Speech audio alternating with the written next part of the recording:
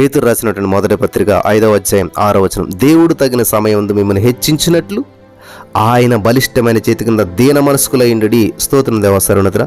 ఈ సమయంలోన ప్రభా ఈ యొక్క వాక్యాన్ని ధ్యానిస్తూ ఉండగా ప్రతి వారి హృదయంలో వెలుగును కలిగజేసి ప్రతి సమస్యకు పరిష్కారం గ్రహించమని నజరేయుడైన యేసుక్రీస్తు నామములో ప్రార్థించి నమ్మి పొందుకుని నమ్మ పరమ తండ్రి, ఆమేన్. హల్లెలూయా.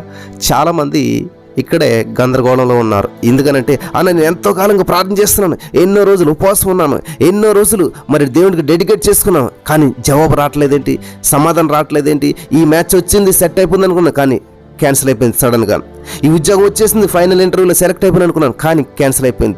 ఇలాగా ఎన్నో దగ్గర దాకా వచ్చాయి పోతూ ఉన్నాయి. ఎందుకనన్నా ఇలా జరుగుతుంది? ఏంటి నాలో ఏ లోపం ఉంది, నాలో ఏంటి నా ప్రార్థన దేవుడు ఎందుకు ఆలకించట్లేదు, నా ప్రార్థనకి వెంటనే జాబ్ ఎందుకు ఇవ్వట్లేదు, ఇట్లా డిసప్పాయింట్మెంట్లో డిస్కరేజ్మెంట్లో ఉంటూ నేను ఎంతో కాలంగా ప్రార్థన చేస్తున్నాను, ఈ ఫ్లాట్ అమ్ముడవట్లేదు, నేను ఎంతో కాలంగా ప్రార్థన చేస్తున్నాను, ఈ భూమి అమ్ముడవట్లేదు, ఈ హౌసెస్ అమ్ముడవట్లేదు, ఈ ఇల్లు కొనుక్కోలేకపోతున్నాను, ఇది సాధించలేకపోతున్నాను, ఎందుకు ఇంత ఆలస్యం అవుతుంది అంటే నా ప్రార్థన దేవుడు ఆలకించట్లేదా అనేటువంటి అనుమానం చాలా మందికి వస్తుంది. ఒక జరిగినటువంటి సంఘటన మీతో పంచుకోవాలని చెప్పి నేను ఆశపడుతున్నాను. ఒక సేవకుడికి అద్భుతమైనటువంటి ఒక చర్చ్ ఉన్నది. ఆ చర్చిలోనే ఆయనకు ఒక అరటి చెట్టు ఉన్నదంట. ఆ అరటి చెట్టు చక్కటి గెలవేసింది, అది చాలా పెద్దగా మంచిగా మరి ఉన్నది. ఆ సేవకుడు అనుకున్నాడంట, ఈ యొక్క అరటి చెట్టు మరి పండింది కాబట్టి ఈ గెల కోసి నేను దీన్ని చక్కగా నా యొక్క సండే స్కూల్ బిడ్డలకి విశ్వాసాలకి పెట్టాలి అని చెప్పి ఆయన అనుకున్నాడంట. అనుకునేసరికి ఆయనకు ఒక మీటింగ్ వచ్చింది. ఆ మీటింగ్కి వెళ్ళాలి కానీ ఎవరు లేరు ఇంట్లోనూ. సో ఆయన ఏం చేశాడంటే చర్చికి అన్ని తాళాలు వేశాడు. అప్పుడు ప్రార్థన చేసుకున్నాడు, ప్రభువా మరి నేను వెళ్తూ ఉన్నాను కాబట్టి నీ దేవదూతలు నాకు కావాలిగా ఉంచావు, నాకు మాత్రమే కదా ఈ అట్టి చెట్టు కూడా నీ దేవదూతలు కావాలంచవలసిందే. ఈ దేవదూతలు నీ దగ్గర మరి అట్టి చెట్టు దగ్గర నువ్వు కాపలా ఉంచినందుకు వందనాలు దేవా, మరి ఈ అట్టిగలు ఎవరు పట్టుకెళ్ళిపోకుండా నువ్వు కాపలా కాసినందుకు వందనాలు దేవా అని చెప్పి ప్రార్థన చేసి సేవకుడు ప్రార్థనకు వెళ్ళిపోయాడు. ప్రార్థన చేసుకోవటానికి వెళ్ళాడు, మీటింగ్ చూసుకున్నాడు. ఇంటికి వచ్చేసరికి అక్కడ అట్టి చెట్టు లేదు, అట్టి చెట్టుకున్న గేల లేదు. వెంటనే సేవకుడు చూసి చాలా బాధపడ్డాడు, చాలా డిసప్పాయింట్ అవ్వాడు. మరి నిజంగా దేవుడు ఆ సేవకుడు ప్రార్థన ఆలకించలేదంటారా? అక్కడ దేవుడి దూత లేదంటారా? దేవుడి దూత కాపలా లేడంటారా? గమనించాలి. ప్రార్థన చేశాడు సేవకుడు, కానీ అక్కడ అట్టిగల మాత్రం దొంగలు కోసుకుపోయారు. పిల్లలు గమనించాలి. మళ్ళీ ఇంటికి వచ్చాడు సేవకుడు, చూశాడు, చాలా బాధపడ్డాడు. ప్రభువా నేను చెప్పాను కదా నీ దేవదూతలను కావాలించమని, ఎందుకని ప్రభు ఇలా చేసావు, నాకేమైనా సరే మళ్ళీ మోకరించాడు లోపలికి వెళ్ళి, నాకు ఏమైనా సరే ఆ అట్టిగల నాకు కావాల్సిందే, నాకు ఇచ్చినందుకు వందనాలు, నాకు ఇచ్చినందుకు వందనాలు, థ్యాంక్ యూ జీసస్ అని చెప్పి మళ్ళీ మొదలుపెట్టాడు ఆయన ప్రార్థన. ఇంతకు ఏమైందంటే ఈ దైవ సేవకుడు వెళ్ళిన తర్వాత ఒక రైతు తన పొలంలో పని ముగించుకుని వస్తూ ఉన్నాడు. పని ముగించుకుని వస్తూ ఉన్నప్పుడు ఏమైందంటే చక్కటి అరటిగల కనిపించింది, అంతా అయిపోయింది. అది చూసి ఆకర్షితుడయ్యాడు. చూస్తే చర్చి లోపల ఉంది, అన్ని తలుపులు వేసుకున్న ఎవరు కనిపించలేదు. ఆయనకు అనుకోకుండా మనసు కలిగింది, చేతిలో చూస్తే కత్తి ఉన్నది. వెంటనే ఆ యొక్క అట్టి చెట్టు గెలను కోసుకుని భుజాన్ని వేసుకుని వెళ్ళిపోతూ ఉన్నాడు.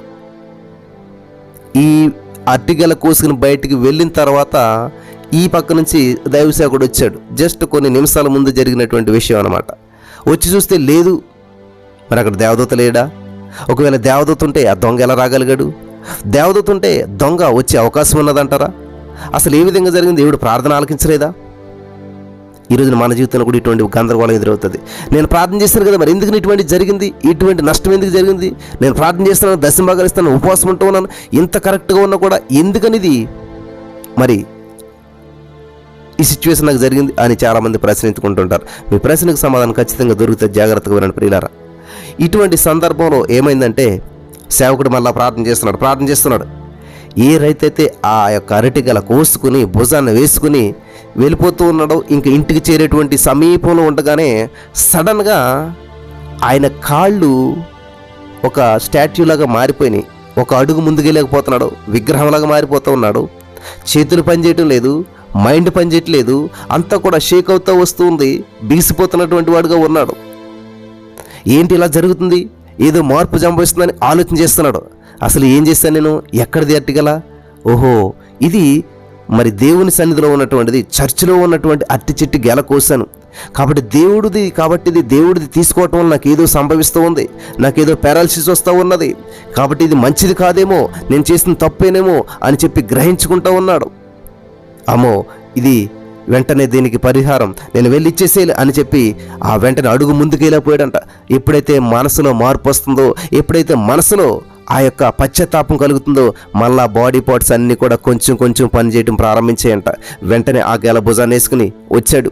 పాస్టర్ గారు, నాకు ఇవ్వాల్సిందే, నాటికలు నాకు ఇచ్చినందుకు వందనాలు దేవా అంటున్నాడు. ఈ లోపల ఆ దొంగ వచ్చి తలుపు కొడుతూ ఉన్నాడు. ఏంటా అలికిడని చెప్పి పాస్టర్ గారు ఇలా తలుపు తీసేసరికి అరటిగాల ఎదురుకుండా ఉన్నదంట. పాస్టర్ గారు ఎదురుకుండాను అరటిగాలు ఎదుర్కొందన్నట. ఓ థ్యాంక్ యూ జీసస్, నా ప్రార్థన ఆలకించినందుకు వందనాలంటే వెంటనే బయట ఒక వ్యక్తి ఏడుస్తూ కనిపించాడంట.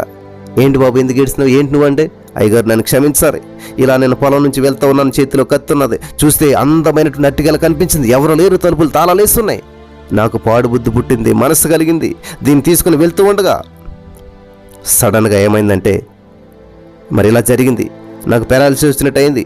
వెంటనే నేను మరి ఇలాగా మారు మనసు పొందిలా తీసుకుని వచ్చాను, నన్ను క్షమించండి అయ్యగారు అని చెప్తే వెంటనే ఆ సేవకుడు ప్రార్థించాడంట. క్షమించమని చెప్పి ప్రార్థించాడు. ఆ దేవునికి ప్రార్థించినప్పుడు వెంటనే ఆ వ్యక్తి క్షమించబడ్డాడు.